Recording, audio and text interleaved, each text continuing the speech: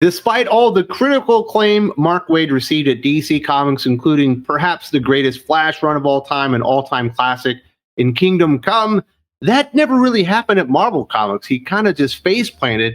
I mean, look, he's had 2 tenures, and neither of them really worked. The second one was the much more noticeable one. It was the one that coincided with the Marvel Now and then All-New, All-Different. He doesn't fit Marvel properties at all. There is one run that is very contentious. Critics love this run. They claim it's amazing, but if you're an actual fan, you know it's garbage. Mark Waid's Daredevil run represents a fundamental misread of what made the character resonate for decades. After the defining noir eras of Frank Miller, Brian Michael Bendis, and even Ed Brubaker, Mark Waid pivoted hard into a swashbuckling, upbeat Matt Murdock that felt totally disconnected from everything that elevated the title. Daredevil's motivation comes from guilt, moral weight, and navigating the darkness inside and around him, not from cheerful optimism. Critics lauded the shift, but longtime fans immediately recognized it as a regression that stripped away the psychological depth that made Daredevil one of Marvel's most compelling books. Mark Waid comes in, all that, the Catholic guilt, gone. All the struggle to balance his career along with his kind of mission, almost in a Batman-esque way, gone. The struggles of maintaining relationships, gone. That's suddenly super easy again. Brings back all the hokey shit we laugh about with Daredevil, but we didn't want it to come back.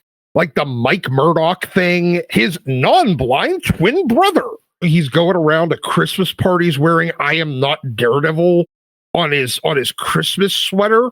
Like, it's almost a big fuck you and a big middle finger to the people that actually started buying Daredevil when somebody actually decided to add some weight to him. Mark Waid just came in to say, nah, you know what? Fuck you people. We're going to go back to the shit book.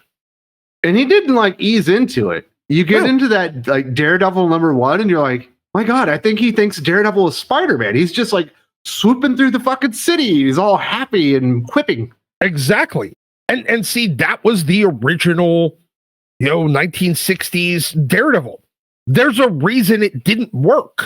It focuses a lot on his, trials and tribulations as a lawyer, which is clearly a big part of Matt Murdock. But people come for fucking Daredevil. Felt like it was him trying to prove how smart he was every month. Except for he just ended up sounding like a fucking retard. He's not even very good at just bad derivative legal rhetoric.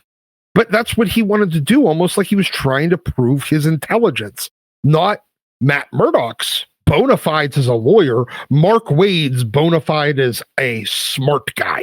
Yeah, and whenever I see a pundit or a critic out there naming a Mark Waid Daredevil run as something that was good, I was like, oh, that guy's full of shit. Yeah, he doesn't know what he's talking about. I could permanently disregard that dude's opinion. It was bad, and it was a major regression that undid almost 3.5 decades of building on Daredevil. That was not his only folly. Waid's All-New All-Different Avengers run embodies everything broken about modern event-driven comics. The series was repeatedly kneecapped by tie-ins to Civil War II and Secret Empire, preventing any real momentum or team chemistry from forming. The plotting was generic, the character work lacking, and the entire run came off like a corporate mandate rather than a creative vision. At a time when readers were already showing signs of Marvel event fatigue, All-New All-Different Avengers was filler and a forgettable entry into the history of the team. It felt like editorial deciding you are the face of Marvel right now, saying that to Mark Waid. And at the same time, it felt like him trying to prove his weird social justice bona fides there. At the time when the Avengers was the biggest franchise on the planet, he went in, did a Avengers book that had none of the Avengers that anyone cared about on it. It was the girl Thor, Miss Marvel, teenage girl Vision, Miles Morales. Its sole purpose was for the teenagers to lecture the adults on how they've dropped the ball in the world for the last, their entire lives. And that the teenagers were the ones to fix it.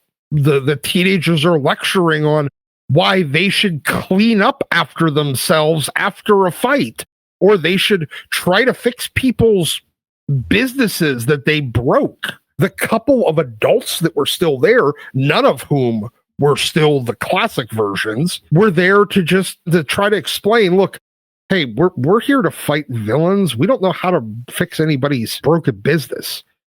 And they still demanded you do it. But even worse, because you have all these new characters that are not established. None of them are over. It's a tall task to get them over, but constantly feeding into these stupid events like Civil War II, certainly Secret Empire, derailing any opportunity to actually pay off any of the things that he did or elevate any of the characters certainly didn't help. Honestly, I think the readers were probably relieved that they could take a month off of getting lectured by Mark Waid and a bunch of teenagers just so we can get distracted by, I don't know, Miles killing Captain America, maybe? It was not a good time for the Avengers, and it should have been the biggest time. The most popular superhero team the world has ever seen could not capitalize on it. He's done some other strange stuff. For some reason, they kept giving him runs on Doctor Strange, even though the first run completely outed him as not knowing what he was doing. He came back for Surgeon Supreme, but his Doctor Strange run demonstrated a baffling misunderstanding of the Sorcerer Supreme's core appeal, depowering Stephen Strange and replacing mysticism with gadgets and pseudoscience, stripped away everything that makes the character unique. Doctor Strange thrives on surrealism, abstract magic, and high-concept metaphysics. The attempt to modernize him through technology flattened the mythology new to the fantasy and resulted in a run that was quickly dismissed and just as quickly forgotten. I was actually almost looking forward to Mark Waid to maybe unfuck the thing that Jason Aaron fucked up. As much as I don't like Mark Waid, he is a nostalgia whore that just wants to strip away all the complicated parts and get them back to their core, which is what exactly Doctor Strange needed at the time. But instead, he decided he was going to double down on the things that Jason Aaron added when it came to magic having a cost and him not using magic and him using gadgets. And it completely stopped being Doctor Strange during Mark Waid. I mean, I understand why they called him Surgeon Supreme, because he had nothing to do with sorcery by that point. He stripped away magic, which is kind of the only thing people care about. Nobody likes Stephen Strange enough. The same way that nobody wants to just buy a Peter Parker comic where he's not actually Spider-Man and he's just going to work and going on dates.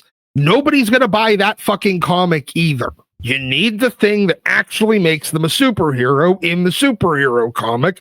And when you decide to change it or destroy it completely, don't be surprised when people tap the fuck out.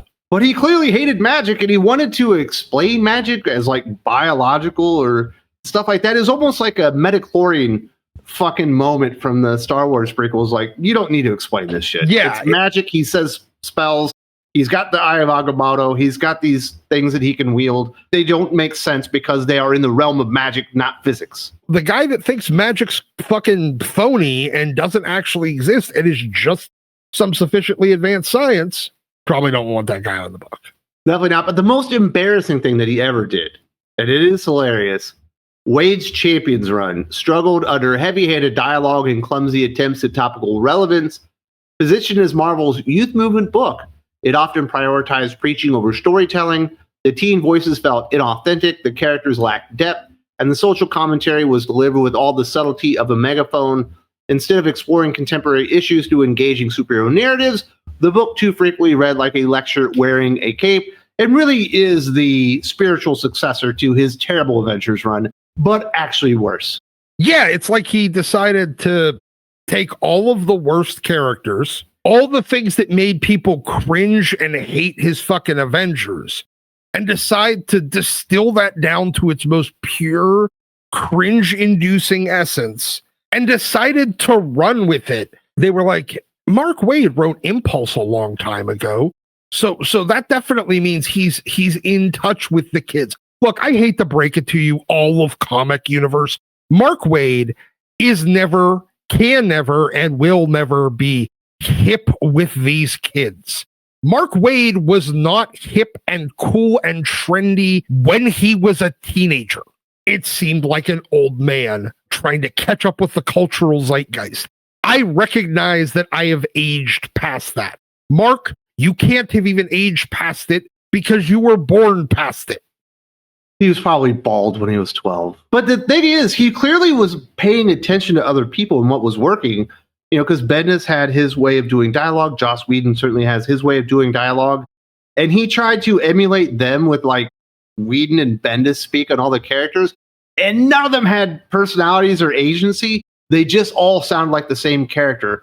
So even the one thing that he could kind of do, give people a distinct voice, was removed in this series. Like, you took all of the worst parts of everything and you shoved it into one comic, and then you wondered why everybody turned their fucking nose up at it. The only reason anybody bought that comic was because J. Scott Campbell was doing some variants for it. The reason I like Mark Waid's Impulse run is because Impulse is a screw up, because he's like 12 years old. He's not ready for these types of things, so he screws them up often. But he wouldn't allow his characters to do that because they were too important to get the message out. So you ended up with a bunch of characters that were always perfect all the time. You know what? There was one character that was allowed to be a fuck up on that team, and it was Cyclops. Every one of the Burger King Kids Club members were perfect all the time. As much as he is lauded by DC fans and certainly has a place in DC's history, Mark Waid just never fit at Marvel Comics. No, he doesn't belong at Marvel. He's been an abject failure every time he's been at Marvel. Please, Wes, as the DC fan here, keep him forever. I don't want him back. Ever. If you would like the entire conversation, we did go a little bit long. You do need to listen to the Doc Unfiltered podcast on Think Critical Patreon and channel memberships. Hope to see you there very, very soon. Yeah.